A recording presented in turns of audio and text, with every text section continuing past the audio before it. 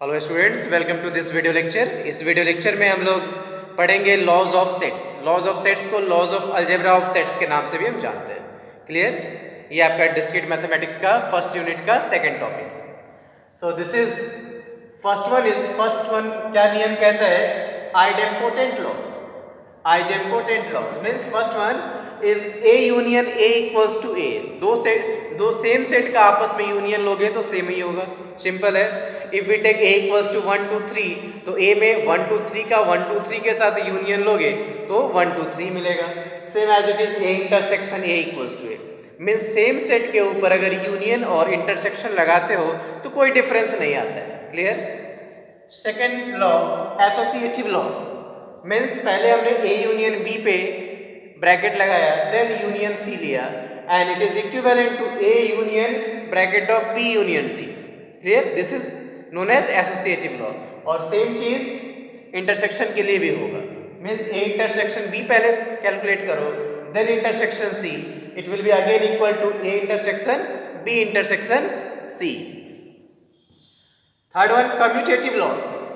Commute करता है आपस में, means A union B equals to B union A. Order change करने पे भी वो चेंज नहीं होगा। मीन्स पहले हमने ए रखा, बाद में बी, और दोनों के बीच हमने यूनियन लगाया तो क्या देखा? This is B union A. Second को पहले रख लो, फर्स्ट को बाद में, तो दोनों सेम मिलेगा। This is called commutative law. और सेम रूल इंटरसेक्शन के लिए भी एप्लीकेबल है। A intersection B equals to B intersection A. आपको याद होगा जब आपने मैट्रिक्स पढ़ा होगा तो मैट्रिक्स में भी प्लस में कम्यूट करता है। A plus B equals to B plus A होता है, बट मल्टीप्लीकेशन के केस में नहीं होता है। दो मैट्रिक्स को ए इंटू बी मल्टीप्लाई करो और बी इंटू ए मल्टीप्लाई करो, गारंटी नहीं कि सेम होगा। क्लियर? तो ये सब चीजें ध्यान में होगा कि किस ऑपरेशन के थ्रू कम्यूटेटिव लॉ होल्ड करता है या नहीं करता है। बहुत ही इंपॉर्टेंट लॉज है ये। Next one distributive laws. Distribute करता है means A union B intersection C, तो ए का पहले बी के साथ यूनियन लो, फिर ए का सी के साथ और बीच में intersection. So A union B intersection A union C. Same as it is distributive of A intersection B union C, तो ये मल्टीप्लाई कीजिए A intersection B union as it is A intersection C. So A intersection B union A intersection C. Fifth one De Morgan's law, very very important. A union B का complement, A union B का complement calculate करोगे then it is equivalent to A complement intersection B complement. याद करने का process है, यहाँ union है तो यहाँ इंटरसेक्शन हो जा रहा है opposite. And same as it is A intersection B का कॉम्प्लीमेंट, तो ये इंटरसेक्शन है तो यहाँ यूनियन हो गया, A complement union B complement. Clear? तो ये चीजें हमें कुछ माइंड में रखना है। क्लियर? एक दो और इसमें लॉज है, देखते हैं, let's see. So next laws है identity laws. A union phi, A का फाई के साथ यूनियन लोगे that is A intersection U, that is U, यहाँ यूनिवर्सल सेट होगा तो क्या मिलेगा? ए। सिंपल है। यूनिवर्सल सेट के साथ ए का इंटरसेक्शन लोगे तो यूनिवर्सल सेट में तो ए का सेट होगा ही, ए का एलिमेंट्स होंगे ही, तो इंटरसेक्शन लोगे तो क्या मिलेगा? सिर्फ ए का एलिमेंट्स मिलेगा। Next one A union universal set. Universal set का किसी भी सेट के साथ यूनियन लोगे तो यूनिवर्सल सेट मिलेगा। Next one A intersection phi, null set equals to phi, means दोनों में कौन सा कॉमन एलिमेंट होगा? फाई होगा, that is empty set. Next one complement laws. Complement laws क्या कहते हैं? A union A complement. देखिए A complement means universal set में से ए का एलिमेंट हटा दो और ए के साथ यूनियन लो तो पूरा का पूरा सेट मिल जाएगा union that is universal set. A intersection A complement. A complement means universal set में से ए का एलिमेंट हटा दो और फिर ए के साथ आप इंटरसेक्शन लो तो नथिंग फाई, एंड फाई का complement equals to universal set. Means universal set में से हमें क्या करना है? फाई हटाना है तो यूनिवर्सल सेट मिलेगा। Last one involution law, very very important. बहुत बार कॉम्पिटिटिव एग्जामिनेशन में पूछा है कि आइडेंटिफाई दिस लॉ। कौन सा लॉ इसको हम बोलते हैं? ए कॉम्प्लीमेंट का कॉम्प्लीमेंट। पहले तो हमने ए का कॉम्प्लीमेंट निकाला और फिर से उसका कॉम्प्लीमेंट निकाल दिया तो सेट ए ही मिलेगा। इसको आप देख भी सकते हो। Suppose universal set equals to 1 2 3 and 4 and a equals to 1, 2. First of all when you will find A complement means A का एलिमेंट यू से हटा दो, 1 2 हमने हटा दिया, क्या मिला 3,4। अगेन ए कॉम्प्लीमेंट का कॉम्प्लीमेंट मींस फिर से ये एलिमेंट यहां से हटा दो तो क्या मिलेगा 1 2 मींस पहले सेट ए के बराबर मिल गया। तो किसी भी सेट का 2 बार कॉम्प्लीमेंट निकालोगे तो सेम सेट मिलेगा। क्लियर? तो ये हमारा था लॉज ऑफ सेट्स, या इसको हम laws of algebra of sets भी बोलते हैं। काफ़ी इंपॉर्टेंट है और ऑब्जेक्टिव क्वेश्चंस में बहुत बार बहुत सारे कॉम्पिटिटिव एग्जामिनेशंस में ऑलरेडी पूछा गया है। क्लियर? तो ये लॉ हमें याद रखना है और कुछ को हम प्रूफ भी करेंगे, कोशिश कीजिएगा खुद से ही प्रूफ करने का। Okay students, thank you. तो जो लॉज ऑफ सेट्स हमने डिफरेंट पढ़ा है उसमें से हम कुछ लॉ को प्रूफ भी करते हैं। क्लियर? तो first of all are important laws that is proof that A union A equals to A and A intersection A equals to A. काफी बार एग्जामिनेशन में पूछा गया है, देखिए कैसे प्रूफ करेंगे। तो प्रूफ करने से पहले हमें ये पता होना चाहिए कि ये प्रूफ करने के लिए हमें क्या प्रूफ करना है। ए union A is the subset of A and A is the subset of A union A, then it will implies that A union A equals to A।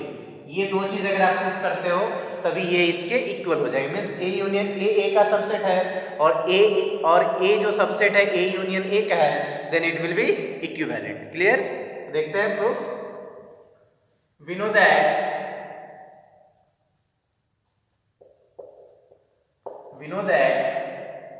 B is the subset of A union B। Clear है? A union B अगर लेते हो तो उसमें से B उसका subset होगा। Clear? अगर सपोज दैट प्रॉब्लम है then suppose A equals to 1 2 3 and B equals to 4 5, then A union B equals to union में सारे टर्म्स लिखेंगे दैट इज 1 2 3 4 5। क्लियर? तो अब देखिए B का एलिमेंट्स क्या है 4 5 यहाँ भी है, मींस B का element already A union B में है, then you may say that B is the subset of A union B।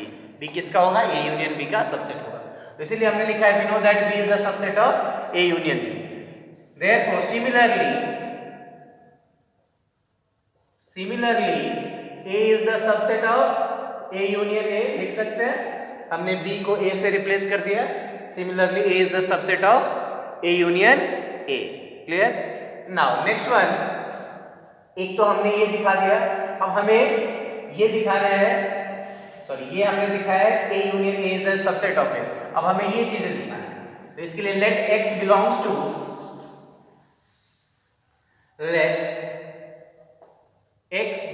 To A union A। हमने सपोज किया कि X कहाँ बिलोंग कर रहा है? A यूनियन A में बिलोंग कर रहा है, then it will implies X belongs to A और X belongs to A, both are same, that is X belongs to A। हमने X belongs to A union A लेके चला और क्या मिला? X belongs to A, means that is A union A is the subset of A। एक हमारे पास है this is here A is the subset of A union A and here is A union A is the subset of A। Therefore we have finally A union A equals to A। ये हमें proof करना था। जब भी इस type में proof करना है तो हमें दोनों साइड से दिखाना होगा। First one is A union A is the subset of A and A is the subset of A union A। Clear? Same as it is we will prove this one. Similarly we know that B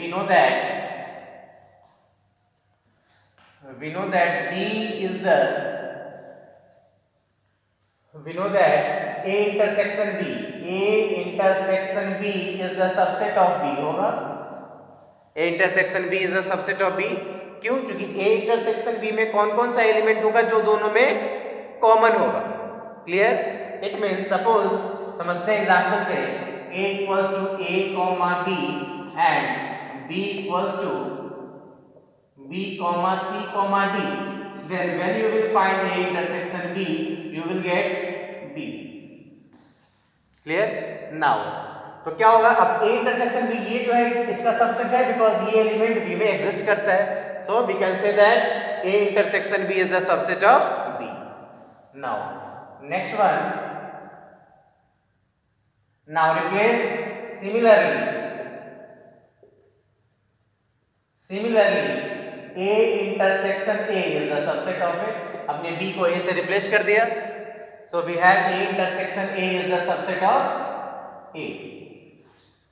अब ये हमने proof कर दिया, अब opposite दिखाना है. Again a is the subset of a intersection a. a is the subset of a intersection a. Then let x belongs to a intersection a. हमने suppose किया कि x किस में बिलोंग कर रहा है, a intersection a. Then it will implies that x belongs to a and x belongs to a. Means दोनों same ही चीज लिखा हुआ है, that is x belongs to a. Therefore a intersection a is a subset of it. Clear? So first one is a intersection a is a intersection, जिसको हम ये भी लिख सकते हैं, that is x belongs to a is a subset of a intersection. Clear? Opposite भी लेके चलोगे तो सेम एज इट इज मिलेगा. हमने इसको अपोजिट लिख लिया, आप ऐसे भी लिख सकते हैं, let x belongs to a, then this